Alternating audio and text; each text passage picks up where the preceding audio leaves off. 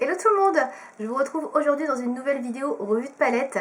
On va parler aujourd'hui de la dernière palette Sephora en collaboration avec Sananas, qui est cette palette là et cette palette là. Donc je vais vous faire une revue 2 en 1 de palette, puisque on va pas faire une petite revue sur celle-ci et une grosse sur celle-là. On va parler des deux en même temps.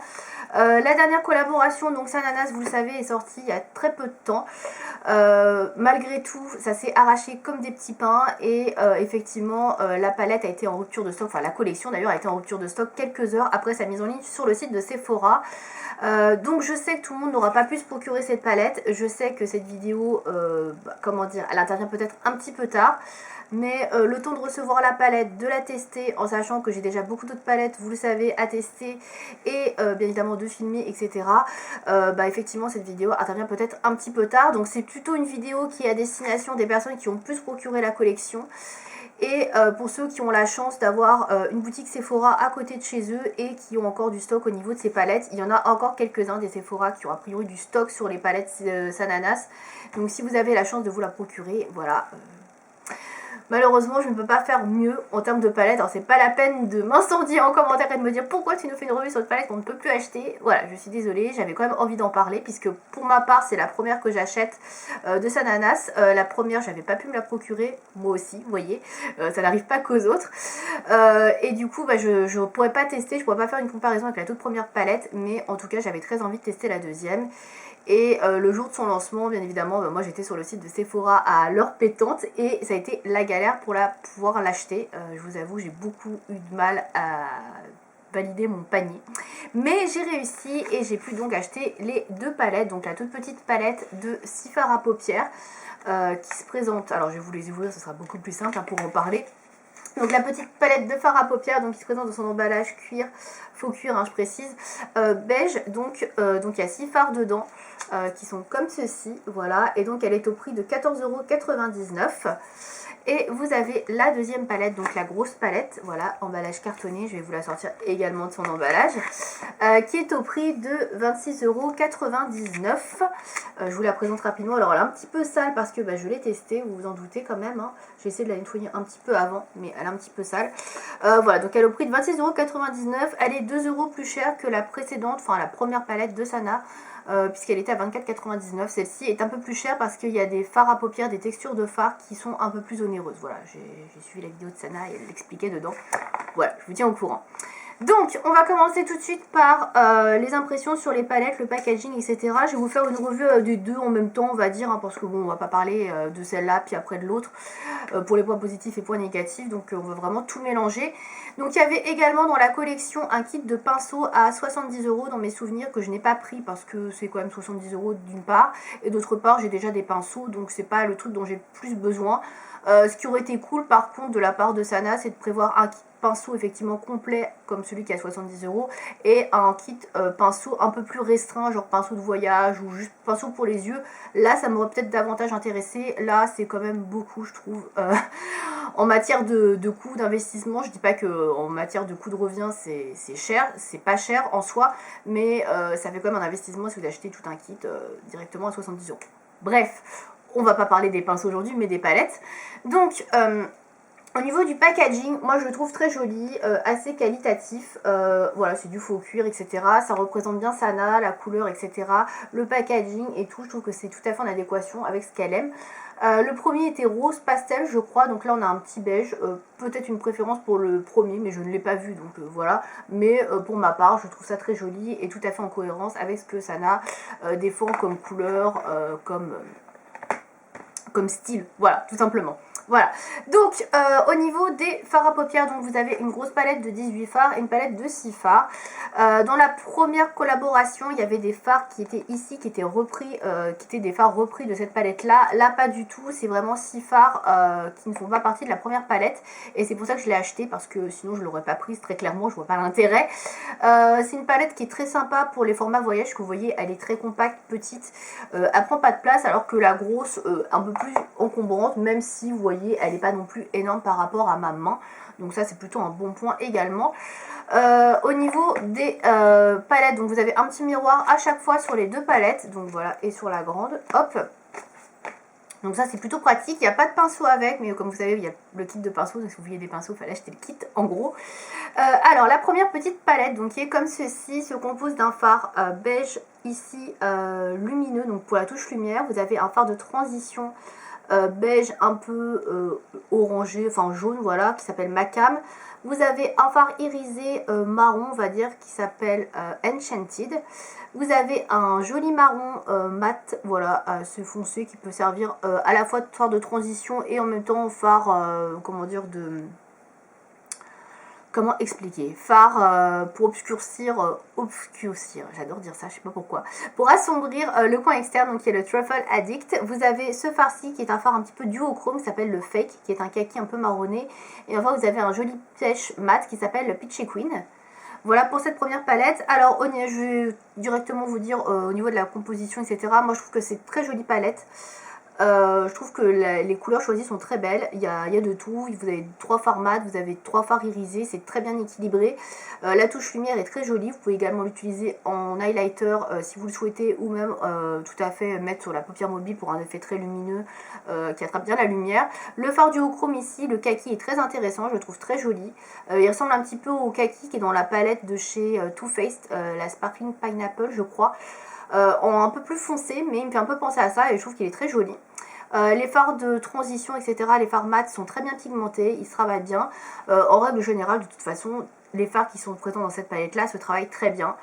J'ai aucun problème avec ça, ils s'estompent bien, ils se blendent bien entre eux, ils sont bien pigmentés, franchement c'est vraiment de très jolis fards et c'est un plaisir de les utiliser. Donc je vous fais déjà en 2 ans en revue, point positif, point négatif, etc. On va passer à la deuxième palette, donc la grosse. Donc la grosse palette, il y a plus de fards, vous en avez 18. Alors je vais mettre ça pour éviter de mettre mes mots, que j'ai pas retiré l'emballage. Donc là vous avez une harmonie qui tourne quand même autour des couleurs neutres, beige, marronné et un peu rosé. Au niveau de la colorimétrie, pardon, c'est un peu différent de la première palette où vous aviez des fards qui étaient un petit peu plus flash. Là les fards flash très clairement c'est surtout le orangé, le rouge et le vert qui sont vraiment les fards qui sont assez originaux dans cette palette. Sinon pour moi, pour ma part, je trouve que c'est vraiment des fards assez classiques en termes de couleurs. Je suis maquillée avec aujourd'hui, je me suis maquillée avec le fard Yes You Can, le orangé, que j'ai mélangé avec le Family qui est ce rouge. Et j'ai mis une touche de Leur Attitude, donc je vais vous présenter tout de suite ce maquillage. Donc ça fait peut-être assez flashy à la caméra, le orange je l'ai beaucoup atténué en termes de couleur pop, en le mélangeant avec le rouge et un petit peu de brique qui est ici également, voilà le Hakuna Matata qui est là. Pour ma part j'aime bien, je pensais pas que ça rendrait bien parce que je vous avoue j'ai pas l'habitude d'utiliser des couleurs aussi pop, mais pour le coup j'aime bien, c'est joli. Alors après je trouve que ça accompagné quand même avec du liner, là j'ai mis un trait fin, ça mériterait peut-être un trait un peu plus épais, mais bon voilà. Vous retrouverez ce maquillage de toute façon pardon, sur le blog, hein, comme ça vous pourrez voir un petit peu ce que j'ai fait exactement. Voilà, alors au niveau de la composition de la deuxième palette, donc on est quand même sur une belle composition. Vous avez pas mal de fards mat et quelques fards irisés. On est à 1, 2, 3, 4, 5, 6 fards irisés pour 12 fards mat, ce qui est plutôt pas mal. On n'a pas vraiment de fard duochrome sur celle-ci. Je trouve que vraiment le fard duochrome qui ressort c'est plutôt l'autre. Ceux-là sont plus intéressants parce qu'effectivement il y a des couleurs, des jeux de texture etc. sur les paillettes, mais je suis pas vraiment certaine que l'on puisse parler de duochrome. Je suis désolée, ça me gratte le nez, c'est rien. Du coup sur cette palette on a des fards de transition, donc ça c'est vraiment très intéressant. Donc on a le Sand Nude pour un fard clair de transition, on a le beige jaune qui est ici, qui est un très joli fard de transition, le I Don't Know qui est un rose un petit peu vieux rose, voilà, de transition. On peut également utiliser le Hay en fard de transition, donc je trouve qu'on a quand même pas mal de choix. Au niveau de la touche lumière, on a un beige ici mat, donc ça c'est super bien, légèrement rosé certes, mais pour le coup moi ça me dérange pas par rapport à ma carnation. Voilà, et vous avez également la présence d'un fard noir mat, et ça c'est super bien dans les palettes parce qu'on n'a pas toujours. Donc voilà, pour moi c'est vraiment les deux indispensables dont j'ai besoin dans chaque palette, ils sont là. Donc ça c'est vraiment cool. Au niveau des fards irisés, je trouve qu'ils sont très intéressants, les couleurs sont assez jolies. J'aime beaucoup le fard Sabbat qui est pour moi le fard qui ressort le plus avec l'orange bien évidemment de la palette. Je l'ai porté hier, il est très joli. Voilà, il est comme ça, c'est un fard vert pastel. Et pour ceux qui n'aiment pas trop les couleurs ou qui sont un petit peu frileux au niveau des couleurs un peu vert, bleu, etc. Je pense que celle-là c'est une couleur assez facile à travailler. Elle a des reflets dorés en plus, donc elle s'accorde très très bien donc avec le fard doré qui est juste à côté ou encore avec des fards marrons. Donc moi je l'ai porté hier et franchement très sympa. Je pensais que ça allait être la galère pour faire des associations et pas du tout en fait, ça se marie bien avec les autres couleurs qui sont proposées dans la palette. Au niveau des fards foncés, on est plutôt pas mal également. Le Nope ici qui est très joli, le fard Family est bien. Petit reproche peut-être, oui je fais déjà des points négatifs, le Sista Is Back qui est un taupe foncé irisé. J'aurais peut-être préféré un autre taupe mat, puisque là pour le coup c'est un peu compliqué de le travailler avec d'autres fards irisés, ça fait irisé sur irisé. Peut-être un fard un peu plus mat entre les deux aurait été sympa, pourquoi pas. Voilà, au niveau des fards comme je le disais, irisés, sont très bien pigmentés. Moi, je préfère les appliquer au doigt pour bien faire ressortir la couleur, mais vous pouvez tout à fait bien les prélever au pinceau.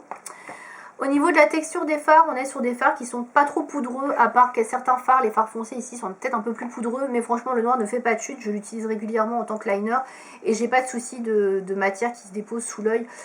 Franchement c'est vraiment bien. Les fards sont assez bien compressés, pas trop poudreux, bien pigmentés dans l'ensemble. Ils se travaillent super bien, franchement c'est des textures agréables à travailler. C'est des fards qui se mélangent bien entre eux comme je le disais déjà pour la petite palette, mais c'est également vrai pour la deuxième. On est vraiment sur des textures qui sont vraiment agréables, assez soyeuses à travailler et pas compliquées. Du coup c'est des fards qui peuvent très bien convenir à des débutantes. Franchement je trouve que voilà, c'est assez accessible. Néanmoins j'ai quelques petits bémols à faire sur cette palette, oui peut-être. Les fards se travaillent très bien comme je vous l'ai dit, mais peut-être un peu trop bien et du coup les fards se mélangent un peu trop les uns avec les autres et c'est vrai qu'on perd un petit peu d'intensité sur certains fards en les mélangeant. Là vous voyez aujourd'hui j'ai travaillé le fard orangé et que j'ai un petit peu mélangé avec ça et du coup j'ai l'impression qu'on voit plus trop l'orange mais qu'on voit plus le rouge ou un mélange entre les deux et c'est un peu dommage. Voilà, j'aurais aimé voir un petit peu les deux couleurs.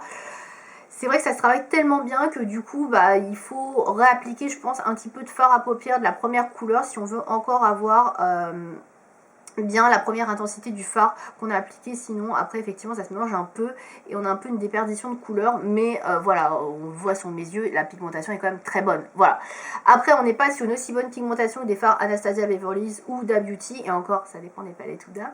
Voilà, mais on est vraiment sur une bonne pigmentation pour une palette de fards de chez Sephora. Moi j'en ai pas testé beaucoup des fards Sephora, le peu que j'ai testé c'était pas terrible. On est quand même sur de la très bonne qualité et surtout à 27 € quoi. Franchement c'est vraiment abordable et vraiment très bon.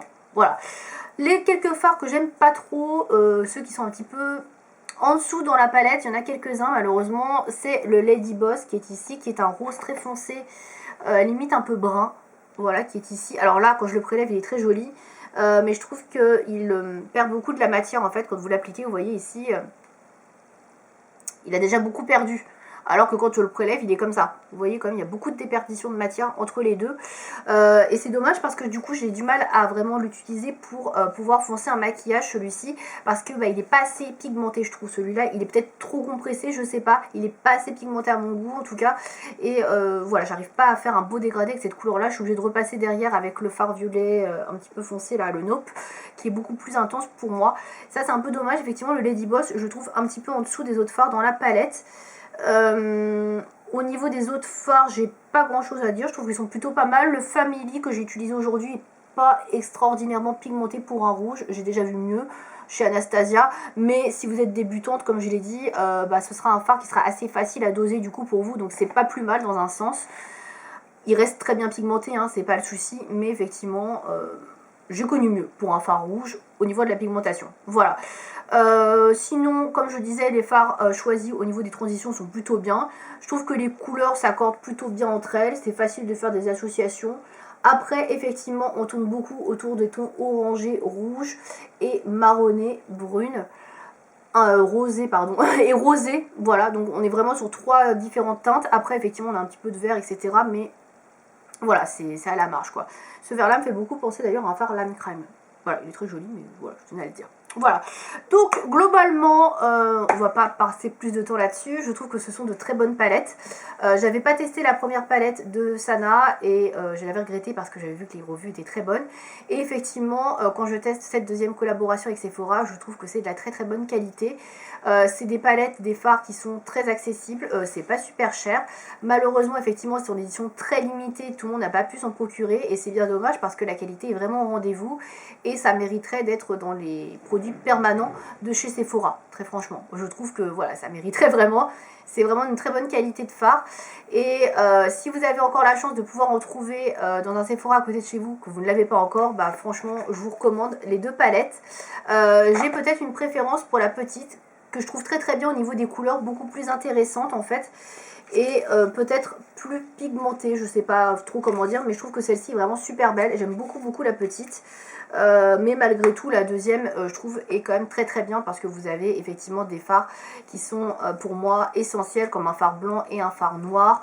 Voilà, pour moi c'est une palette go-to, très clairement. J'ai tout ce qu'il faut, tout ce dont j'ai besoin pour réaliser un maquillage de A à Z là-dedans et voilà, c'est super bien. Voilà, donc je vous la recommande si vous pouvez la trouver parce qu'elle est pas chère et qu'elle est de très bonne qualité.